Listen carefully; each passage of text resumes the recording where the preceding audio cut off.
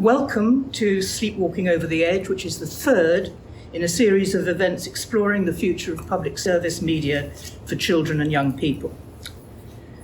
The Children's Media Foundation exists to campaign to ensure that all UK children have access to the best possible media on all platforms at all ages. Content that reflects their lives and the diversity of those lives. And of course, to achieve this, we also need to have a healthy production industry. Public service content has been an essential element in children's media since the first children's hour on radio and in the first days of children's television. The mantra of inform, educate, and entertain at its heart. However, the world of kids' media is currently in flux. The traditional television audience fragmented, budgets diminishing, regulation relaxing. Does this matter, people ask? There is still plenty for children to watch. That is true. But is there something missing? Are children still getting the broad range of content they need to help them grow up, learn in the broadest sense, and become rounded citizens of the future? Do they know how and where to find it? Are the current media and online safety bills doing enough to support young audiences of the future? Will the ethos of public service survive? Should it? All these questions need discussion and debate, and that's what these events are about. And we will have some of this, in fact, I think a lot of this evening. I've worked in children's media for a very, very long time, and I've seen many great times, and I've seen many threats and crises. But I think this might be the biggest crisis yet.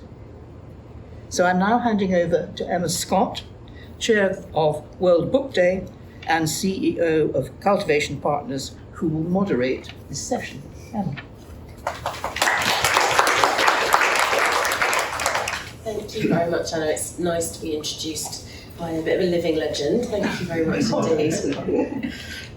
Welcome to everybody here today. We may get some more people coming through the lift because I think we're expecting a few more. So it's lovely to have you all here. And yes, I have got a cold and everyone on the panel is avoiding me as a result of it, but Japhet got the short straw here. That's fine. So we've got an amazing panel of people, but I'm just going to open up by sort of setting some context for what we're here to talk about. And also why I'm interested and passionate about this, having run Beano Studios until a few years ago and currently working with the V&A on their Gen Z and Gen A content strategy. But having started my career at the BBC, I'm a real massive proponent of public service media in its broadest concept. But also, what does that mean now for older kids and teens and young people who are not consuming their media in the same places, but where I believe personally there's still an important role to play for types of public service content. But what are the answers? What does it mean? And we've got a fascinating array of people to talk about that today. But let's define what we mean by public service content or media, PSC or PSM, depending on whether it's Greg or Alison emailing me. It's any media, whether TV, audio or digital, that's owned or funded by the public and is therefore accountable to the public. Content must be available to everyone in the country on multiple platforms. It must be impartial and must represent the diversity of our country. So that's sort of part and parcel of what certainly the public service broadcasters are required to do by law. And if you're the BBC, you have a remit to inform, educate and entertain. But that broader sense of what public service values are, is part of what brings us here today and doesn't need to be constrained by just the PSBs with licences. So what is the crisis that Anna mentioned and what are the challenges facing public service media for children and young people? Well, I think we all know that from about the age of 7, when most children get their first mobile phone, children are deserting traditional broadcast channels and preferring to engage with the global streamers, YouTube and TikTok. Cuts have been announced to originated content at the BBC, and there is a lack of funding generally for kids and young people's public service content. Yet commercial companies like Sky are actively creating public service media, as are some YouTubers and TikTokers, and the challenge is helping children to discover this content amidst the large amount of material available to them. So discovery, as well as the content itself, is key. Adding to this is a lack of regulation to obligate commercial PSBs and other platforms to produce this sort of public service content. The upcoming media bill makes little reference to children's services. It hints at loosening regulation and offers no suggestion as to how to address the migration of children away from broadcast channels. And the draft online safety bill is probably already out of date, and in the face of many threats facing young consumers, it talks about regulation to avoid harm, but there's nothing about it ensuring the provision of good. So this session will ask whether we're sleepwalking over the edge and what are the implications for the development of future citizens, to their mental health, for government, to our schools and our health service. So I'm going to introduce the panellists, and then one by one they're going to we'll have a little chat back and forth about their different areas of specialism. So we have Lucy Murphy, who's the Director of Kids Content at Sky, Japhet, the Director of Polarity Reversal Limited. He's also a member of the CMF Executive Committee. Patrick Barwise here, Emeritus, Professor of Management and Marketing at the London Business School. Anna Burrows, who's the co-founder of See It, Be It, and Meg Zeenat Wamithi, CEO of Mindmapper UK, an award-winning mental health campaigner and consultant. Welcome to the panel. So Lucy, we're going to start with you. Sky's gone on quite a journey, a lot of it under your tutelage in terms of its development of kids' content and what that means. There's a lot of threats out there, but I suppose the content I see that you've produced on Sky, and thank you for commissioning a show of mine in the past, you do talk about the values of Sky and the values of public media, and I'm really interested to hear about what drives you and what is in your mind when you think about public service content.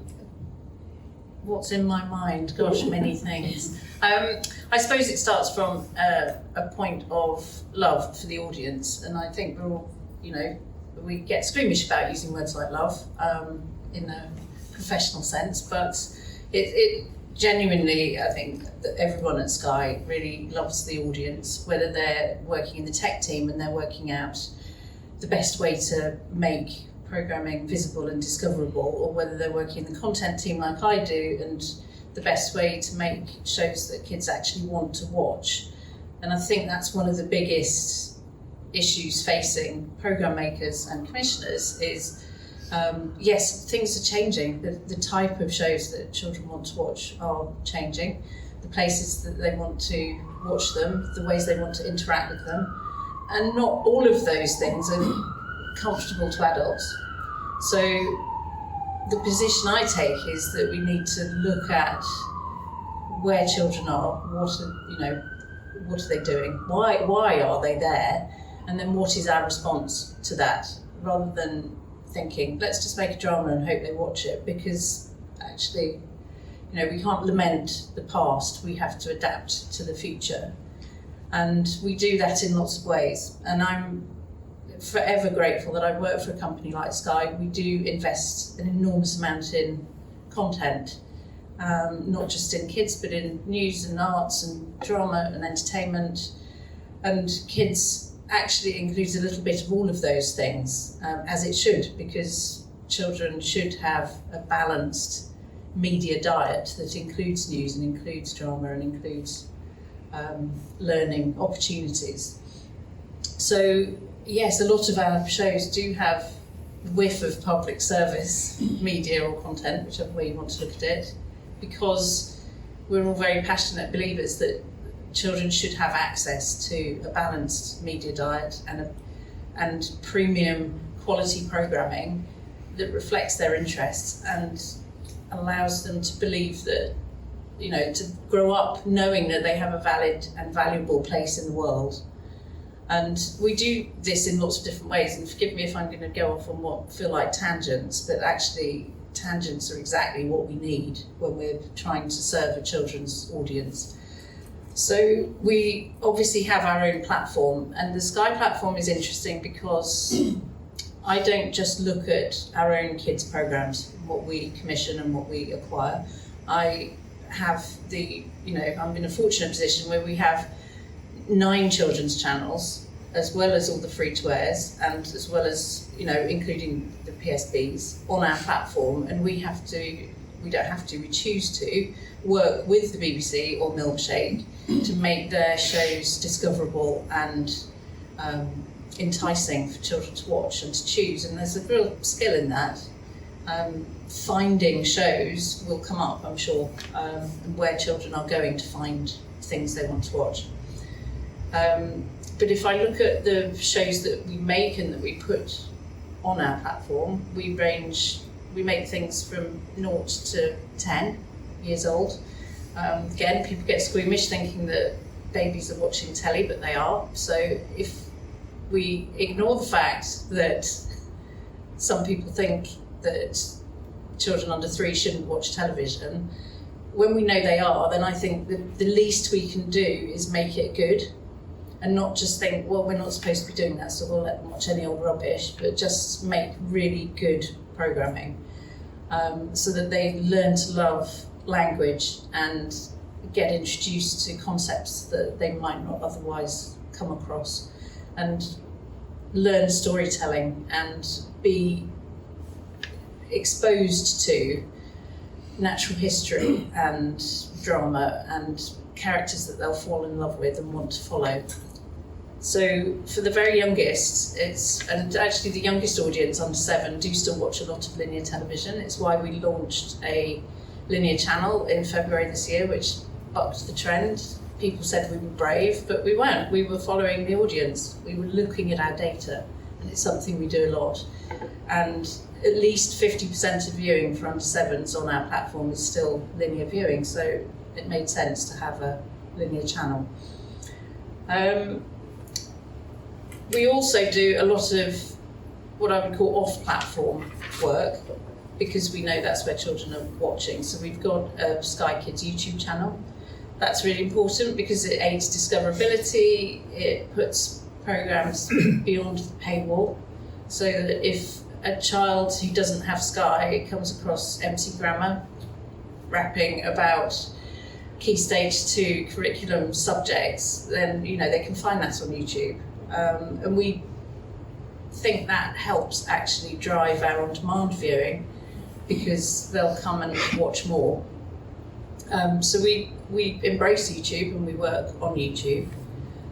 We also do a lot of outreach work. So one of the shows that I'm delighted to have commissioned, and we're just about to commission it for the 5th year, is a weekly news show, which is called FYI, and that is available again in lots of different places, because you can't just put it onto an on-demand platform and think that kids will come. So it goes out on Sky News, free, 4-5 times over a weekend. We also send it into schools, so we give it free of charge to any primary school in England that wants to take it. Every week, together with Teachers Resources, we've set up, together with our partners First News, with whom we make the show, a system of FYI news clubs. So there are over 350 news clubs now where kids send us ideas for articles, as well as watching the programme and debating it in class. So outreach is important. We've done it with arts as well. We have Sky Arts, which is a free-to-air arts channel, and Sky Kids works with Sky Arts on some of those programming. We had a great initiative last year called Access All Arts, which was a whole week of arts-related programming that again went free into schools and Sky Kids made 4 elements of that. So we did a 40-minute drama which mixed rap with opera, which we actually filmed here at the Royal Opera House, called Abracadopera. That was a joy actually, to bring MC Grammar and a bunch of children into the Royal Opera House and create a drama which introduced children to opera in a way that felt very organic and natural. So we do an awful lot that isn't just commercial paid television. The outreach work that we do is really important. It's an important part of what we do. And then the other bit, which often gets forgotten because it's maybe not content, but it's actually building skills, inviting kids and young people into our world and demystifying it and making them feel that they can take part and have a voice and maybe a career in it is a really, really important part of what Sky does. We have a digital equity program called Sky Up, which consists of the Sky Skills Academy, which is a suite of very state-of-the-art studios where thousands of children a year come into Sky, they get a look behind the scenes, they learn how to make a news programme, and they all go home with a wristband that has a USB that's got their news programme that they've made on it. Those studios exist in Osterley, where I'm based, as well as Leeds, where our tech hub is. And the new Elstree Sky Studios will also have one of those skills hubs in it. For teachers who maybe live too far away from one of those opportunities or can't get on, because actually as soon as the booking opens, they go in a flash, there are digital versions that can be done in the classroom, and we've also got a bus that travels around which converts into a mobile studio. And it's really important that we look at attracting children into our world, our media world, not just from the content, but from building skills and opening the doors, demystifying it and making it available to all. Sorry, I'm going on and on, but... Not at all. I guess one of the questions I had was, we 50% linear viewing is amazing. What about the over 7s? Over 7s, yes, they're harder. But again, it's looking at it from that sort of what, why, what system of thinking, what are they doing, why are they doing it, and what do we then respond with? So a good example of that is gaming. It's something that, again, adults feel maybe they don't get it, they don't understand it, can't see what the benefits are. We were talking about this now, just a minute ago, children on YouTube watching other people playing games is a really big reason that children are on YouTube. So we looked at that and thought, okay, we get it, we understand why they're doing it, let's bring that in, let's work with the very best talent, let's work with Dan TDM or Ethan Gamer or Lammy or any of those kind of gaming icons on YouTube and make it a more premium show. Let's get access to safe games that have been through compliance, and let's repeat that experience, but in a way that parents are going to look at and trust. And that's something at Sky that is really important.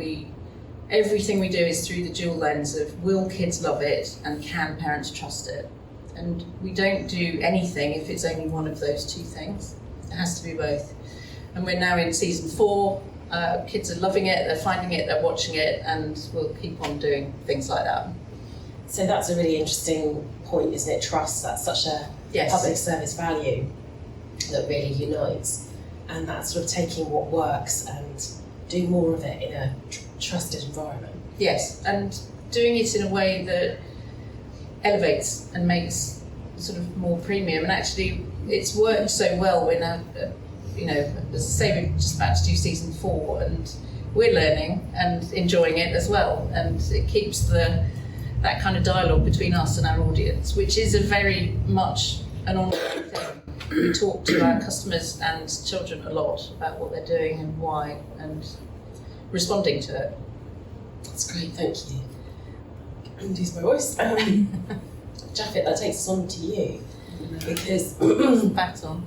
When we know from Ofcom that 88% of 3 to 17-year-olds go to YouTube first for their content, what's your reaction to that in relation to this debate?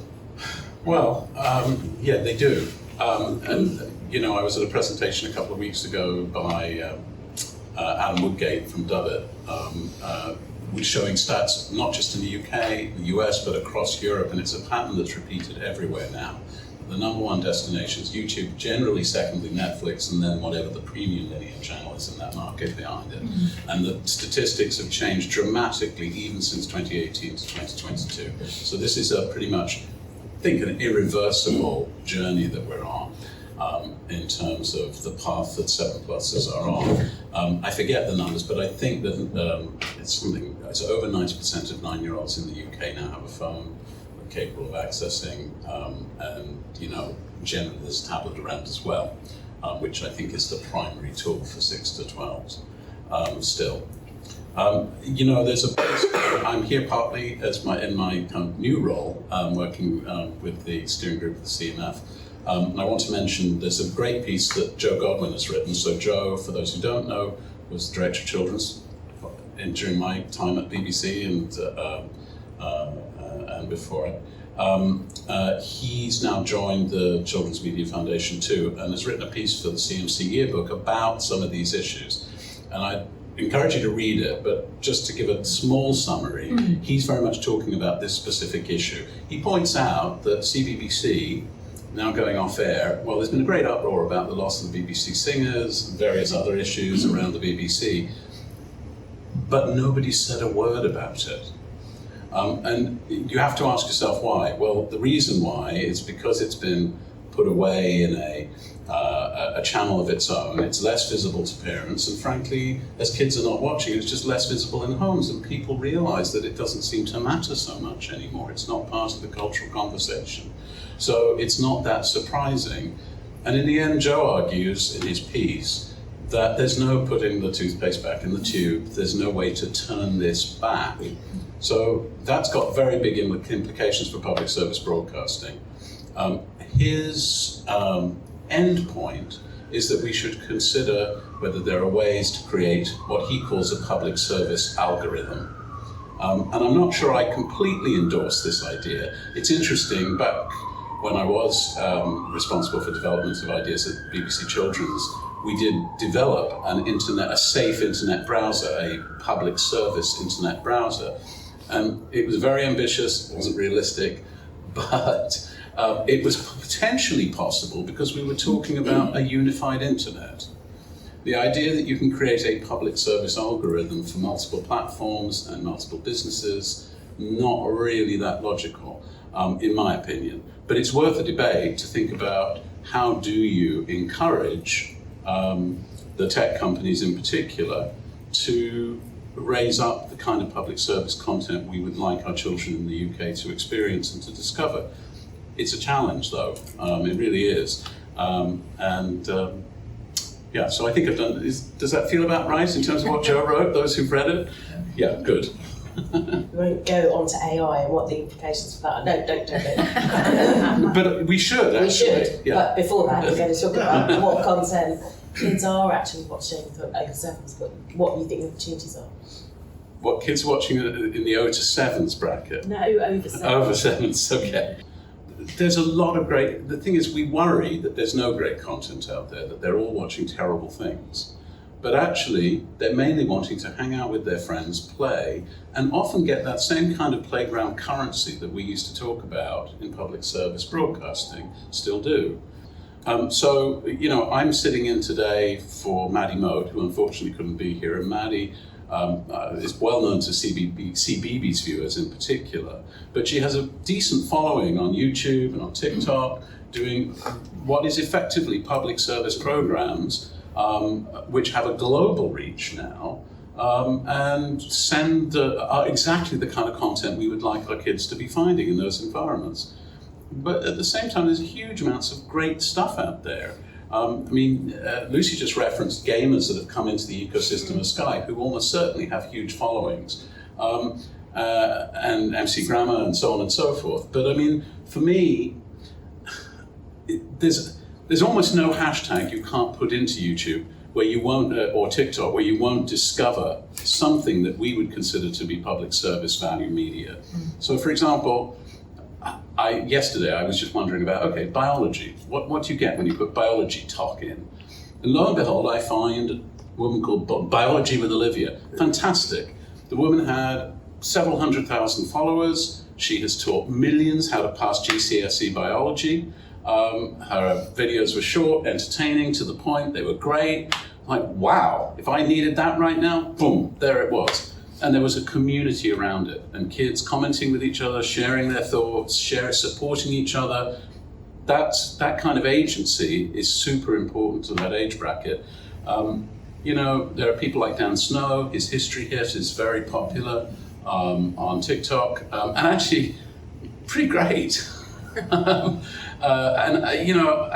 I'm a big fan of Book Talk. A lot of the work I do at the moment is around literacy and making every physical book have a bridge to digital content, give it digital superpowers. So I think a lot about that. But actually, you can look up anything. So for example, theatre kids, whole community of theatre kids on Insta, on TikTok, and mainly they're doing auditions, they're doing jokes about what it's like to be different and how they fit together because they're weird. It's brilliant stuff, and it's all there on these platforms. So it's a question of finding that, not some of the darker sides of the content. Yeah, somebody is currently researching my trip to Japan on TikTok and Discord. I can attest to the fact that there's a lot of public service content out there. I guess the challenge though is under 13s aren't supposed to be on those platforms. Yeah. And if you're a PSB, that's not a good look. Well, I think we have to forget that rule because it's gone. It's ridiculous. And, it was an arbitrary rule to begin with. I think we all have to acknowledge that that horse has bolted. I mean, there's no logical approach to age verification. So what we need to think about instead is how do we, A, make sure that parents are educated about what their kids are actually doing on these platforms, B, work with tech companies to really focus on elevating suitable content, not sending kids down rabbit holes of dangerous content. I don't see it as a bad thing that this has happened. I see it as a bad thing that we haven't accepted that it has happened and trying to do the right thing with it. So that's interesting. So we've got Lucy talking about harnessing the best of what's out there in worlds where kids are, modelling it back, being able to sort of bring out those public service values and kind of reinforce. And then what you're saying is there's great public service-like content out on the TikToks, Instas, YouTube. We should ignore the age verification that's there because they're there anyway. Well, let's be clear. There are some things for which age verification and age gating are critical.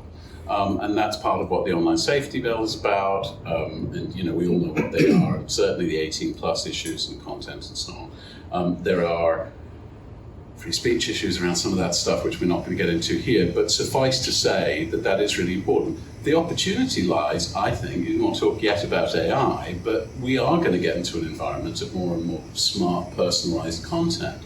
It's really interesting to see what Duolingo are doing with bringing ChatGPT into what was already an AI-centric platform to create customized curriculum and entertainment for their users, students, whatever you want to call them. And of course, they're also in the preschool space now. So, think about that in the context of not just the dangers of it, but the opportunities of it with the right guardrails. Yeah, you're talking to the conversion in the sense of the strategies I've developed for digital are about going to where kids are, older kids, and bringing them back into your platform, but not pretending they're not on those platforms. And by the way, my personal thing with AI is very important for media brands as a trusted brand in a very unregulated, kind of untrusted environment. There's a second sort of wind opportunity to maybe for the kids brands to kind of really establish themselves as that proper, I hate saying it, blue tick, but a proper authenticated sources of impartiality of news, content and so forth. I'm not going to let you go any further because it is Patrick's turn. And the question is really, why does it matter? Patrick, what's the meaning of this? What's the evidence as to why we should even be worried? I was going to talk a little bit about the money, but I can skip that. No, talk about the money too. Because it's the money stupid. Particularly in the context of the BBC. We've just had this backlash about the BBC cutting by about 20%, or proposing to cut, the money it puts into classical music. Okay. But the background to that is that even before Nadine Dorries froze the licence fee for 2 years, at a time when general inflation was running at 10%. It's now, hooray, gone down to 9.1% over the last year. And in this industry, inflation is higher than general inflation. But what most people don't know is that comes on top of an almost 30% cut in the real funding of the public funding of the BBC since 2010. And my chief claim to fame here is as co-author with Peter York of a book called The War Against the BBC, and I am a passionate defender of public broadcasting. But I have to say, being a genuine critical friend of the BBC is a bloody tough gig, all right? They are not easy people to help, and they have failed to communicate widely the depth of the cuts. If you say their funding by the end of this 2 years will have been cut by, let's say, 40-something%, then reducing the resources they're putting into classical music, starts to feel a little bit different. And what we need is more people who are aware of the depth of those cuts, and preferably who are pretty angry about the depth of those cuts. Now, in the case of commercial TV, it's a different story, and I have to say I'm a great fan of Sky, not just in the kids' context, but Sky News, for instance, compared to Fox News. You know about Fox News, okay? Both used to be part of Waystar Royco, okay? But because of the regulations, okay, the news in this country is regulated to be duly impartial, okay? That's why you get this sort of enormous difference, and that leads into why does any of this matter?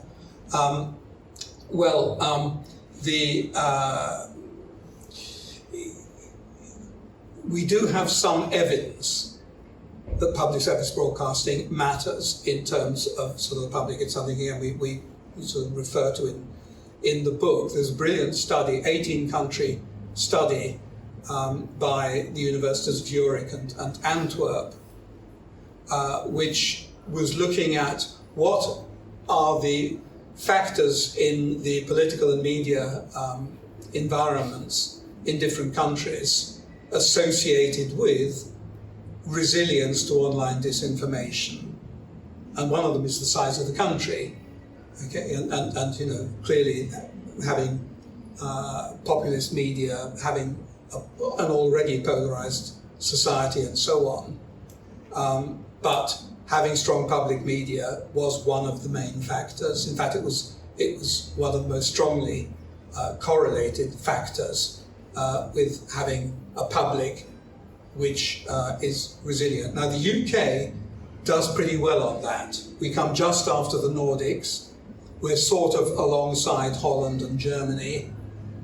Okay, and so Northern Western Europe, people are less likely to believe batshit crazy conspiracy theories. Southern Europe and Eastern Europe, people are a bit more likely. And then the US is in a group of one. Okay, and obviously there are lots of reasons for that, but it really matters, and we saw that on the 6th of January. We've seen that, the fact that it's now emerged because of the court case that the executives and presenters at Fox News knew it was a lie, but they didn't dare to tell the truth that the election hadn't been stolen because they didn't want to lose their audience. All right, now don't tell me that doesn't matter. So these things are hard to prove. I'll give you another, for instance. We recently had published the latest global survey of tolerance. And that's with questions like, how comfortable would you be if the people living next door were gay, or from another race, or were foreigners, immigrants? Okay, and the UK is among the most tolerant countries in the world on that measure. Okay, now I'm not saying we can absolutely prove that public service broadcasting, and I have to say broadcasting in general, because I'd absolutely include sort of Sky, and this is the reason for that. But the fact that our broadcasters are constantly accused of being woke, to me, is actually exactly the same thing. It's just that's a negative way of putting it, and I'm putting it in a positive way. I think I'll stop at that point. Okay. It's great. It's really fascinating research. This as well. matters. Okay, get angry. And we'll come back to that in terms of what the implications might be for not having public service media as well. So Anna, over to you. Tell us all about See It, Be It, why it matters, and what your perspective is on the value of public service content. Okay, so I've got quite a loud voice, so I might not need this microphone. For the recording. Oh yeah, sorry, okay. So See It, Be It is a social impact production company. We work with future-focused organisations who've identified a gap in skills and diversity within their industry. We tell bold, inspiring stories about their diverse and talented people. We create short films and accompanying plug-in and play lessons that we distribute into schools for free and empower teachers with inclusive, engaging content about the future of work, so that children can see people that look and sound like them doing jobs they don't know exist. Our aim is to get children to think critically about the future of work and their place in it. I've worked in TV for 20 years, but for the last 3 years, I've been working with teachers, listening to young people, and collaborating with employers with one purpose in mind, so that every child feels open to a bright future, regardless of gender, ethnicity, neurodiversity, physical ability, or socioeconomic background. Our mission is for every child to be able to name at least 10 jobs created by the fourth industrial revolution by the time they make their GCSE choices. And the reason for that mission is based on the Dream Jobs report that the OECD and PISA released. So they surveyed 600,000 students across 79 different economies all over the world. And they asked them about their dreams and their aspirations. And they asked them this question: what job do you see yourself doing at the age of 30? And 47% of boys and 53% of girls all said one of just 10 jobs: teacher, doctor, lawyer, nurse, vet. Jobs that are entrenched in the last 100 years and none that have been created by the fourth industrial revolution. More alarmingly so is that disadvantaged students opted for jobs that won't even exist by the time they're 30. So I've worked in TV for 20 years. I was working in branded content and charity campaign films when I was commissioned a film called This Is Poverty with a production company. We were working with the Joseph Rowntree Foundation, and they're a charity that addresses social injustice and poverty in the UK. And they said, if you're born into poverty, it's very unlikely that you'll ever get out of poverty. And that was a shocking statistic to me. And that is why I went on this journey of discovery around what were the barriers to that and what were the barriers to positive life outcomes for young people. And I thought at the same time I was learning about this, I was also learning that in the world of work, there is this huge gap in diversity and skills that isn't narrowing quick enough to solve the problems that the planet and society are going to need to solve. So I have these two problems rolling around in my head. Industry doesn't have enough diversity and skills, and young people don't have aspirations about the world of work and the future of work. So how can I use my skills as a storyteller to create some connective tissue between these two organisations or groups, and create more positive outcomes for both of these problems? So that is what that's where See It, Be It was born, with inclusivity and representation at its heart. And for you, what do you feel sort of role, given the context you've heard, of public service media has within the world going forward for the young people you're thinking about? So based on my own journey of discovery, I've I've been on in understanding social mobility and the barriers to it, I believe that storytelling can be an engaging way of breaking down those barriers. I thought I'd share an example of how inclusive, purposeful storytelling can be used as a driver for social mobility. So there are thousands of unfilled jobs in the green sector, and this will be growing year on year.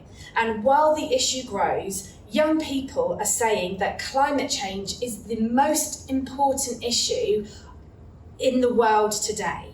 But few of them are making the connection between how they feel about climate change and what they're aspiring to be when they leave school. Last year, we worked with 7 green energy companies to create a series that shines a light on a variety of jobs that exist within this sector. We delivered the films in 5 secondary schools across the country and ran an impact measurement parallel to the intervention. 60% of the young people that were surveyed couldn't say what a green job was had this knowledge after the intervention. Over half listed new jobs that they thought that they would be good at following the intervention. And 81% of the young people reported that the films gave them a better understanding of what jobs were available and the pathways and routes into them.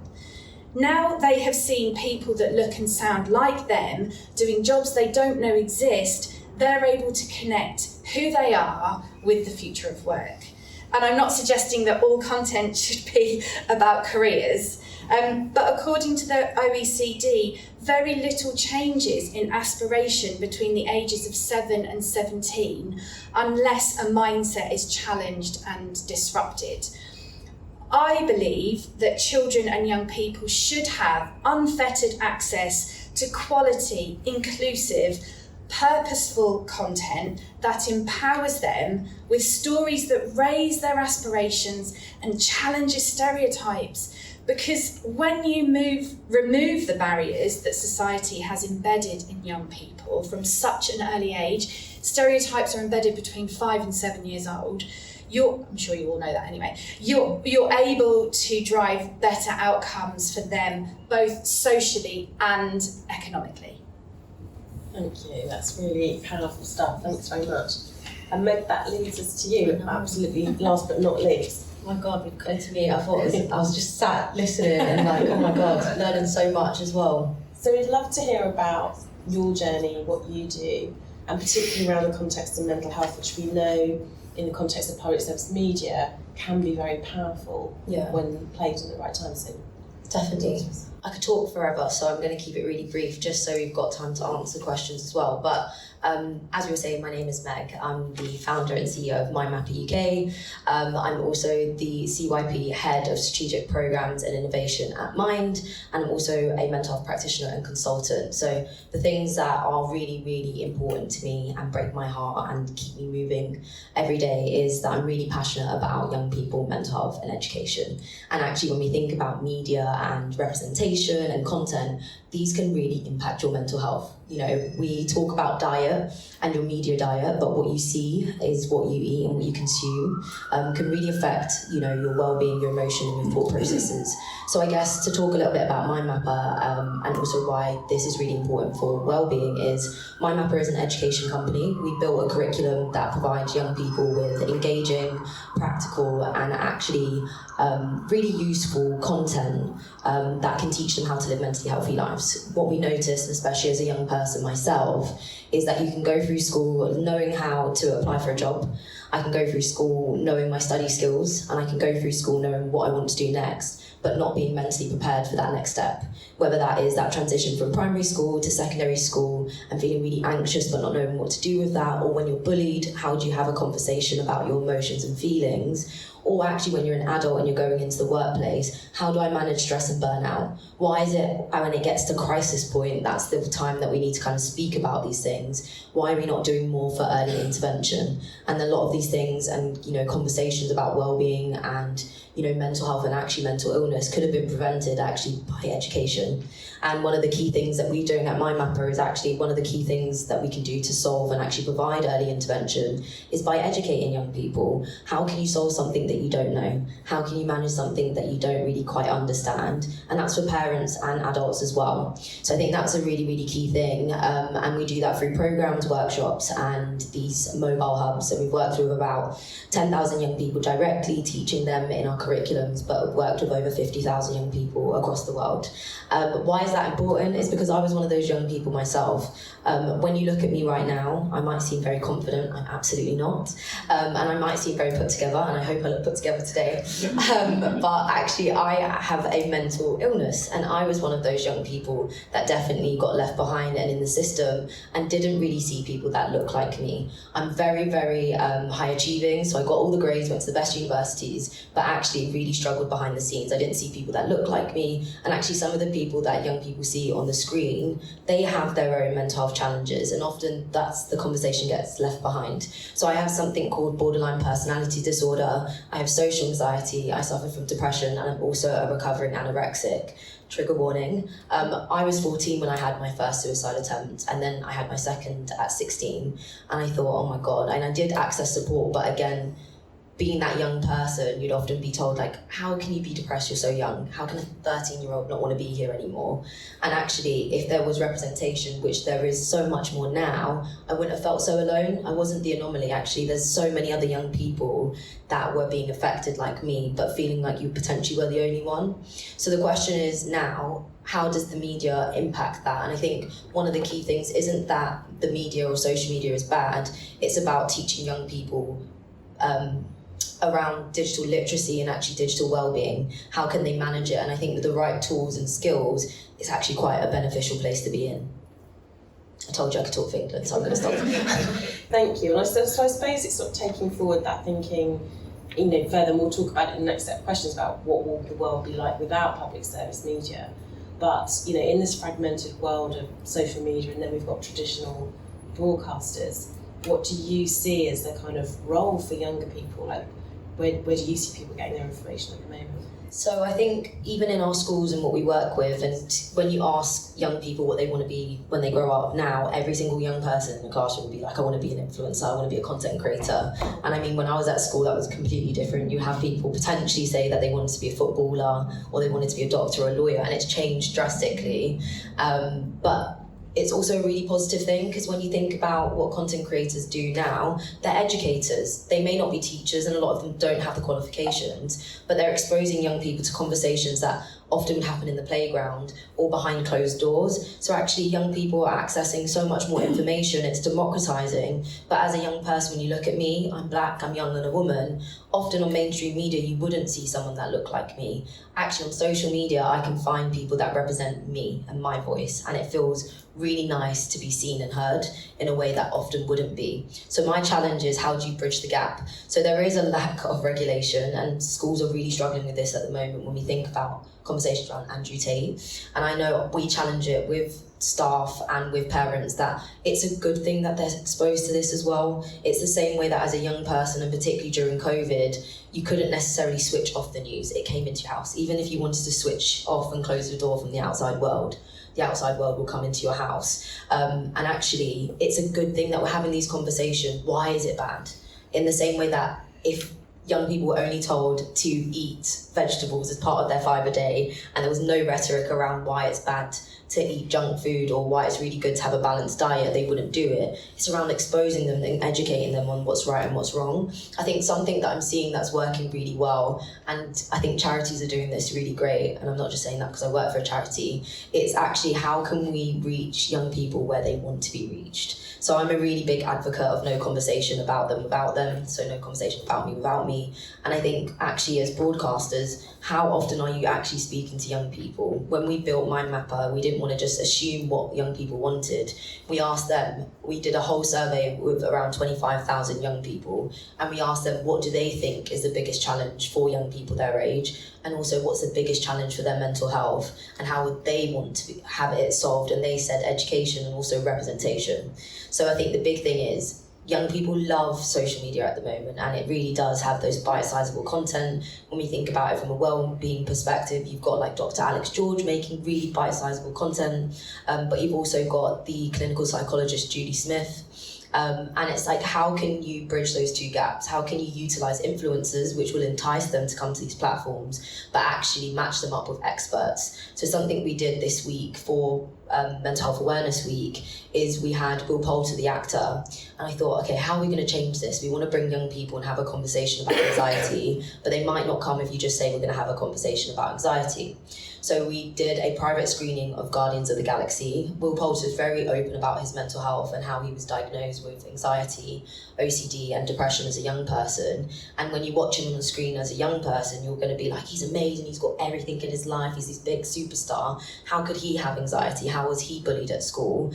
And actually by having that private screening where they watch the film as his big character Warlock, and then to have him surprise the young people afterwards and actually speak about how his mental health was impacted during filming, and actually how acting saved his life and really helped around the anxiety and gave him that confidence and stress. There was at least 6 young boys that looked up to him and said, wow, okay, so I can talk about my emotions. Wow, okay, you can be a celebrity and still go through mental health challenges. And I think that's what broadcasting needs to do. How can you actually utilise the things that young people care about and bring them in a way that's youth engaging and makes sense to them?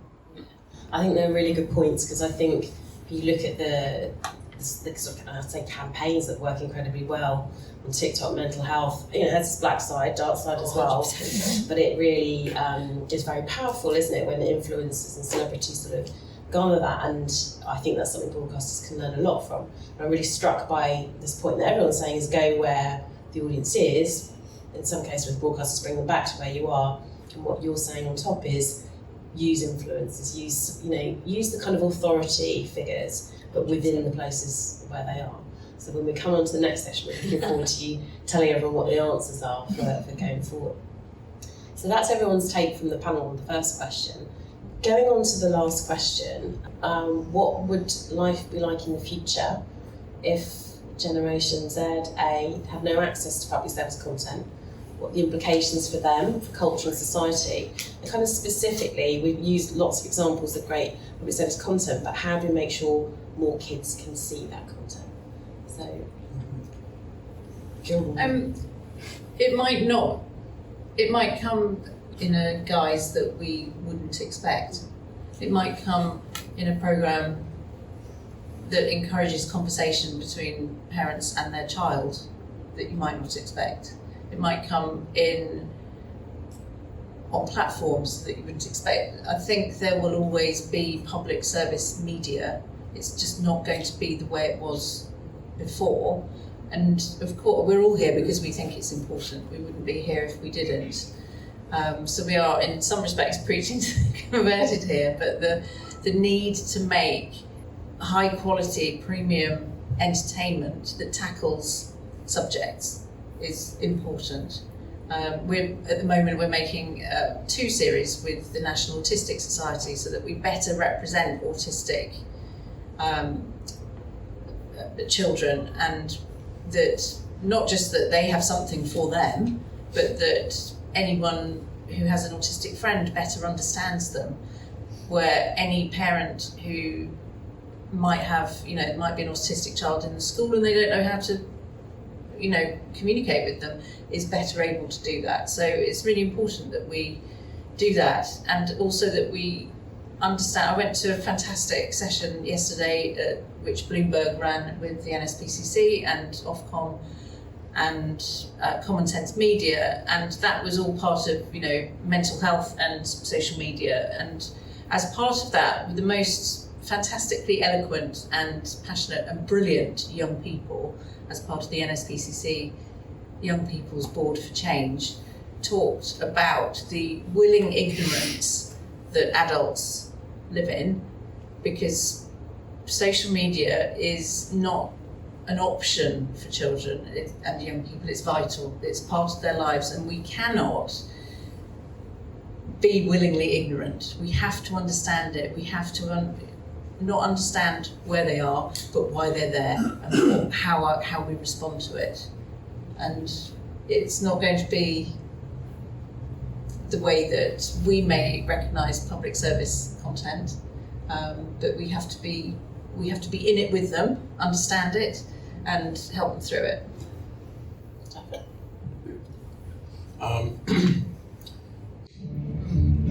We have a generation, 2 generations now, Gen Z, Gen Z and Gen Alpha, who have grown up as active and now activist people. And that is an incredibly positive thing, and that changes their relationship with media. If only some of those behaviors could transfer to stepping beyond the algorithm and making more choices in what they watch in those platforms, that would be a massive benefit. And I think that there needs to be behavioral change. And I know that within those companies there are, as Lucy was pointing out, others were pointing out, people who really want to be proud of the work they do. It's hard for us to understand the sheer volume of content that goes through those systems. And even if they get it right 98% of the time, there's still going to be 2% that's a disaster. They're primarily focused on identity-driven content, the people doing things that are relatable. And that's in the broadest sense what they do. So that feels like there's space for public service values in that definition. How do we encourage that? Not make it purely about litigation and beating with a stick, but encouraging those best behaviors. And I think that's what organizations like CMF can do, what we can all do, and maybe that's Pollyannish, but it is my view. I do think that sort of don't be doom and gloom, and not just us. Let's be excited about the opportunities, but also don't be doom and gloom to children. And this is something you're talking about. Don't scare the living daylights out of children. We know they're scared about the environment, so let's not make more documentaries that tell them how awful it is. Last year we made a show, 6 Ways to Save the Planet, which was, we sent kids all around the world making a difference where they lived. So yes, there was climate change where they were being impacted, but they were doing something about it. Advocacy is, kids are natural advocates and they want to do things and be activists, and we encourage that. We should. Can I say something more? Because having picked up one kid, I have to say my son is one of the originators of Climate Champions and Cartoon Network, which has been a brilliant version of this advocacy concept and letting kids feel empowered and in control of their futures, and a way for them to, in small ways, every day address what climate change is and how they can do something about it. And so there are many ways for these things to happen. Yeah. Okay, so we've got a couple last comments. Is there another question that you're going to ask? There is another question, so if you want to respond, Meg. I think the only other thing I would say again, which is a massive part about education, but I think there needs to be something that's packaged to schools around teaching young people how to effectively use media and social media. I'm still a young person, but I'm going to also say that I was never taught about media at school. The only time it came up in a conversation was because I studied politics. So studying PPE, you can't talk about media without talking about politics and how that affects everyone's lives. But actually there's so many young people, unless you're studying these subjects, you'll never understand even this level of conversation. I'm the very few people that would have had this level of conversation with you. So there's that needs to be spoken about, and how we diversify the current curriculum to suit the issues that really are pressing and will affect young people and how they walk into adulthood and become these future leaders. That's the big thing for me. Thank you. Because we want to take a couple of questions before we finish. So Patrick, can I just ask you, Anna and Meg, who should be addressing the concerns that we've talked about today? Well, since I have the microphone, it may not come as a surprise to you, but I am going to say that I think industry needs to play a bigger part in terms of funding. And I don't know if there's anyone from the industry here, but I certainly think that in terms of public service content, the economy will benefit from us all coming together to shape the innovators and the leaders of the future, which of course starts with challenging stereotypes and raising aspirations and awareness of the future jobs and the skills that will be needed. sorry, I'm just going to say one more thing on that. Next month, I've been invited to speak at 4 different industry events about how storytelling can be used as a tool to diversify the pipeline of talent. So the appetite from industry for new and innovative ways to solve big problems is definitely there. There's no reason why big corporate companies can't collaborate with public service broadcasters to create better content that serves our audiences. And I think that all of us in media, employers, education and tech need to create stronger connective tissue between us all. We need to come together to find the right balance between purposeful content and entertainment. Because storytelling is a fantastic way of connecting people, and storytelling can invoke emotion, and emotion is the biggest driver of behavioural change. So, especially when it comes to creating change and using it as a tool to drive social mobility and close the skills gap. Sorry. Thank you. Meg, I'm going to pass to you because we're all going to break free in a minute. Great soundtrack. So to your question, I think it's everyone's responsibility, but I think the key thing that I've seen in other spaces, in other industries, is really around how can you utilise those young voices. So I think one of the biggest things that organisations could do is every organisation should have a youth board, and not just a tick box exercise where it's just like, yeah, we've got these 5 amazing young people. Actually, are you engaging them in all these conversations? So when we think about commissioning, are there young people actively involved in that commissioning process? When films are being casted and actually we're thinking about the actors that are on screen and journalists that are producing some of these things, are there young people involved in that decision making? And I think corporate spaces are doing that really well when we're thinking about who gets money, who gets the fundraising, and also where they put their efforts in terms of CSR. But I think that would be a key thing that can happen. How do you close that gap between young people being those experts, because they're your primary consumers and they're the ones that you're trying to engage with, but also bringing that in a way where the other experts who are working in this space to deliver amazing content can bridge that and work together. I think co-production is the way forward for everything. And how can we bring young people to have their own table and we are engaged in it, not just a seat. Thank you. And Paddy, last word from you. Who should be addressing this concern? Well, I think in the case of public service broadcasters, a lot of it comes down to politicians, sadly. I think we do have some evidence that this country suffers from short-termism even worse than most countries.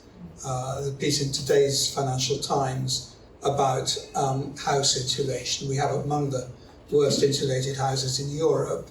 And yet, every 3 years, politicians launch a half-baked scheme, which they then stop 18 months later.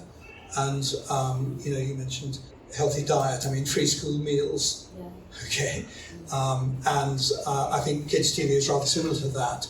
So, of course, yes, it needs audience understanding and engagement. It needs creativity, but it also needs resources. In the case of the BBC, there are 2 aspects to that. The main one is making sure the BBC, has sufficient resources, and this is, the depth of the cuts since 2010 really is much greater than most people have realised, that needs to be stopped. The only thing which will stop it is the public getting angry about it and realising. We ran an experiment focused on the 30% of people who in an initial screening survey said the licensee wasn't good value for money.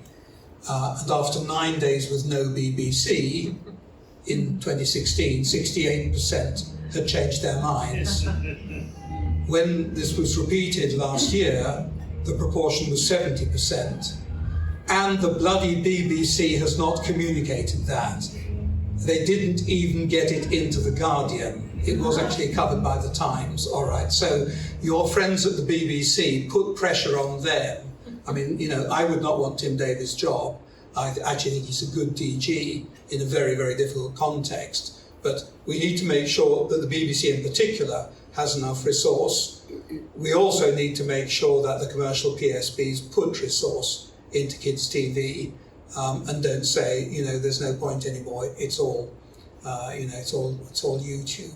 It's more complicated than that. And by the way, if the content is made and if the content is relevant to kids, then they will watch it using, the media which they are using, the channels they are using, even if they're not using linear TV as much as they used to.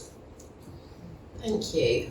Well, I think we had a really interesting range of thinking there, and in summing up, what I was hearing was very much embrace, the media and the distribution mechanisms of the new, the Gen A, Gen Z generation. It's great to hear Lucy saying that. Don't shy away from it. Collaborate, work with tech companies, involve young voices, influencers, use that, take that leverage to do so. And Paddy's point, which is there are structural issues, as we know, around kids and young people's content, because it's not necessarily going to be commercially viable. So what does that mean long term, along with that balance of what is the commercial sector providing? For me, one of the aspects as well is around discovery. How are children going to find this content, and young people in particular? We know when we see what I'd call legacy media brands appearing on social media, they don't feel that authentic, because you can't just lump a clip from a show in a TikTok feed and hope anyone's going to engage with it. So there's something around needing to really change the mindset of how brands talk to consumers and how they really do listen to the consumers as well.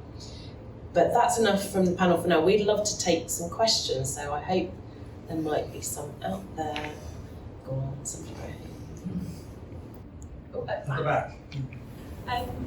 I had a question around, the stuff I work in BBC Children's and the digital media team. We're doing quite a lot around gaming, haven't obviously been doing it for quite a while, but we're starting to look at off-estate gaming, because like you've been saying, following children where they are. So for instance, say, Roblox and platforms like that.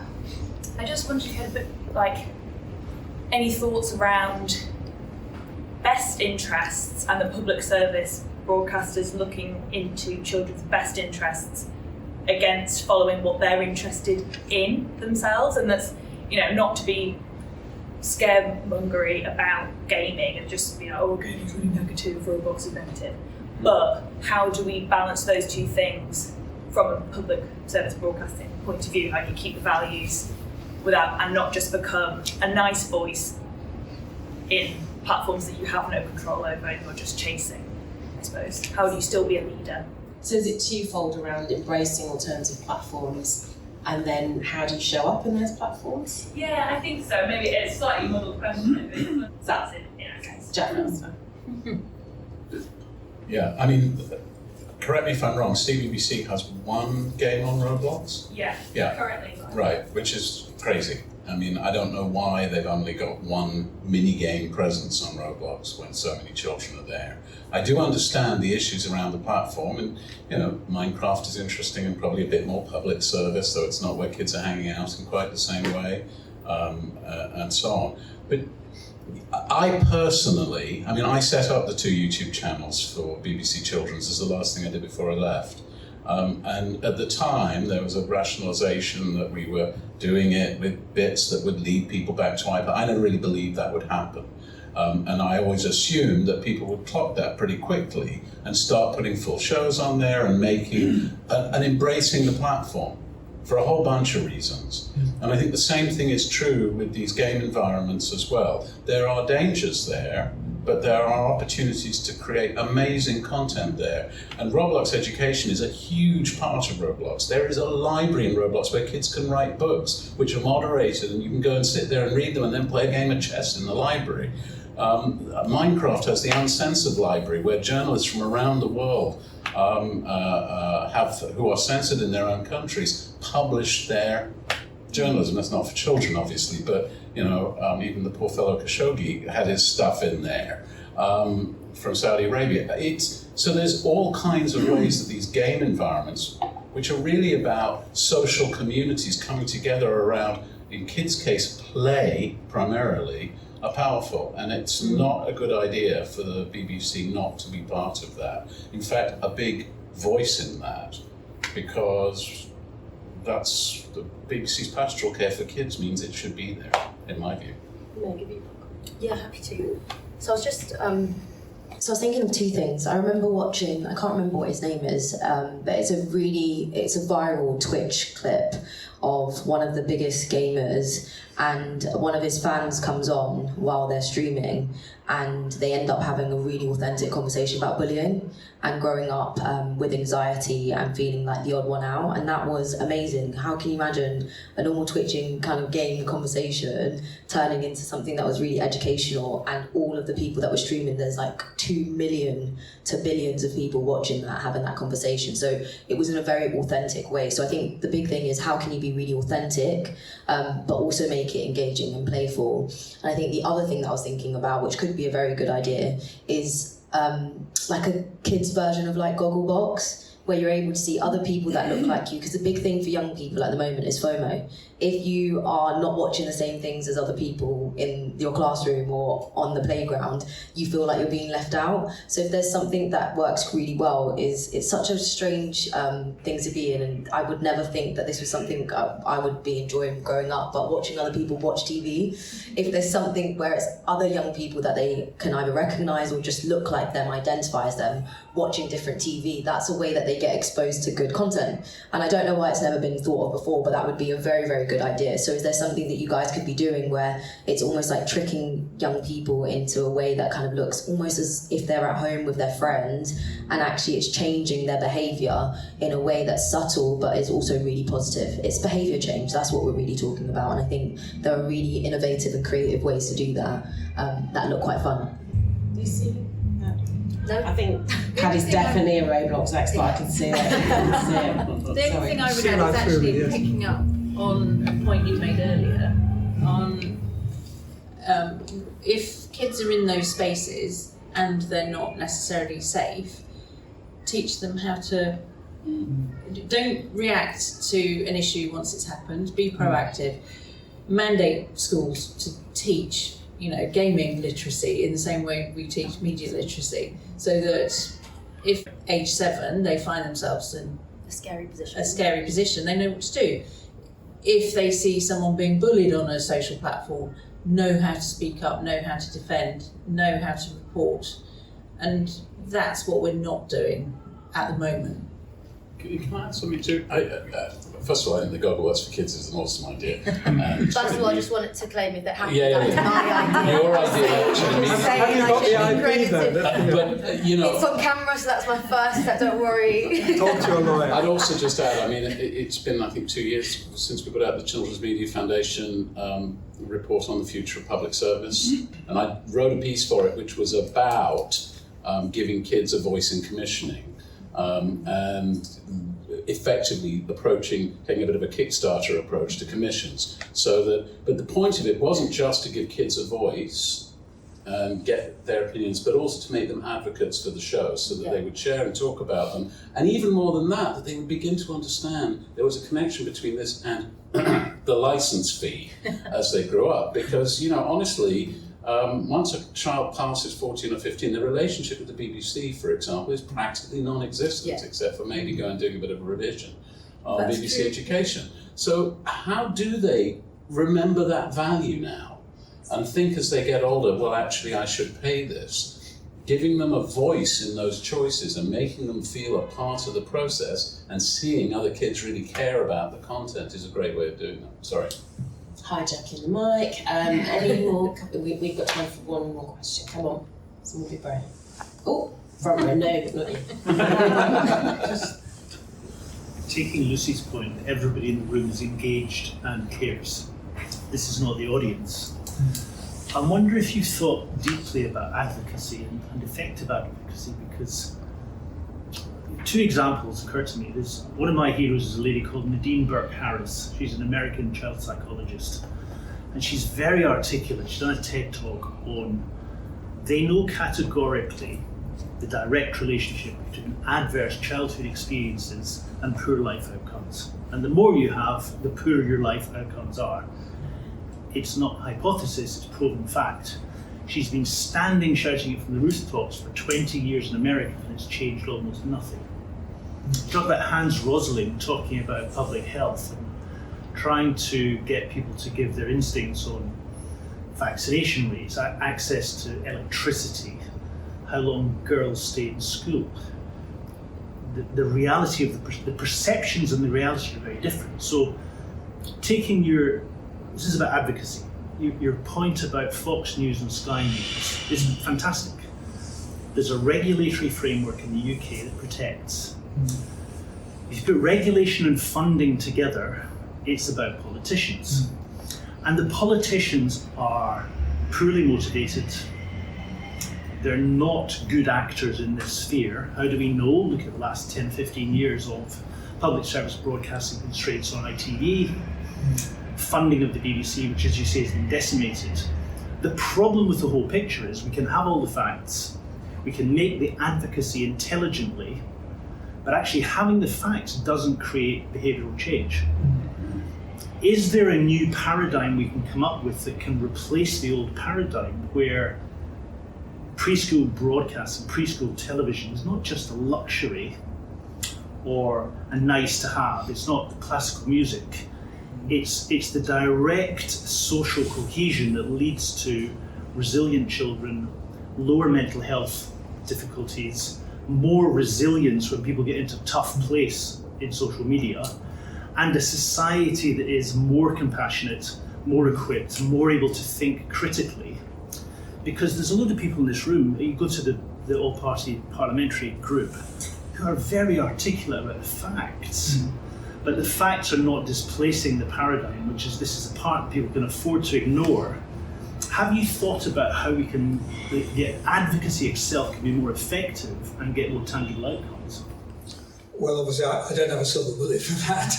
That's a very, very big question. But you get it. But I'm sort of, as an academic and sort of old-fashioned British empiricist, I'm rather passionate about evidence.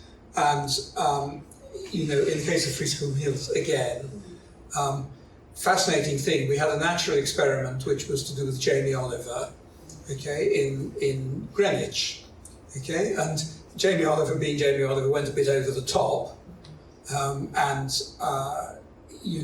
anyone who's tried to feed small kids knows, in general, they like what they're used to and don't like things they're not used to. And so we had these stories about, the mums pushing hamburgers through the railings of the school because they knew the kids would eat that. So you have to be a bit smart and incremental about it. The fascinating thing is there are two government departments which should have been very interested in the outcome. One is education, the other is the Department of Health. Neither of them showed any interest.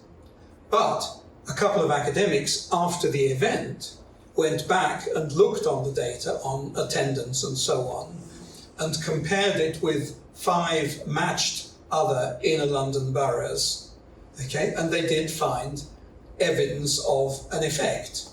It wasn't huge, you had better attendance, better learning. And the question is, supposing that natural experiment, which wasn't started by politicians, it was started by one person, had that been run properly over 5 years, then you would have started to see not just sort of better attendance and so on. My hunch is you would have also seen changes in food preferences. Mexican babies apparently spit out chili con carne. Mexican 10-year-olds can't live without chili con carne. You would have thought there would be some research on, over the first 10 years, how do these preferences develop? And we have a sort of hunch they develop mainly in the home, because small children sort of have to eat mostly what's put in front of them.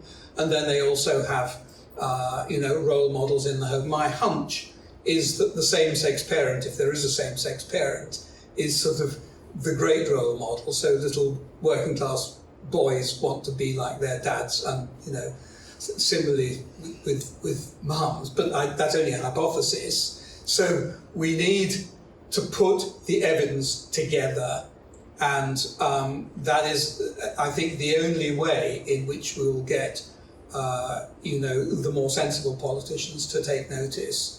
But it is I think, particularly frustrating in this country. We are very, very good at public service broadcasting, but it's not due to our politicians being very good at taking a long-term view. Rant over. No, we're out of time. Sorry. You can talk about it. Thank you, that was a really interesting take, and I'm going to actually add, as the chair of World Book Day, we know in children's literacy, if it's not established, reading for pleasure by the age of 3 or 4, then your life chances are dramatically affected from a socioeconomic point of view, and that's after decades and decades of research, and I find it astounding that we don't have anything in the broadcasting industry. Can I just say that both children's TV programmes and meals for young children aren't very expensive. Okay, so yes, we need to build the evidence, but much of this seems to be a no-brainer, just based on common sense.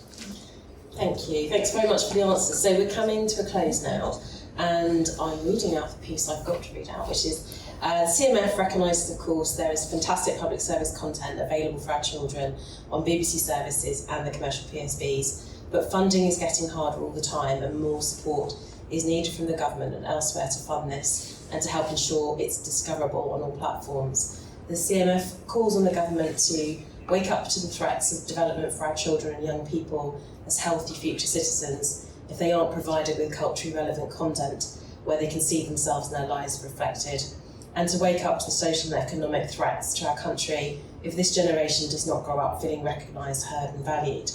And finally, to flag, this discussion will continue at the Children's Media Conference between the 4th and 6th of July, specifically the debate with the provocative title of PSB, Who Needs It?, which will explore the extent to which, new platforms have become the de facto deliverers of public service content now for young people.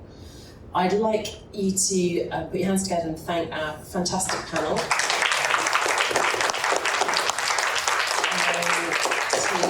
Alison Stewart for producing, and to Greg and the team for today.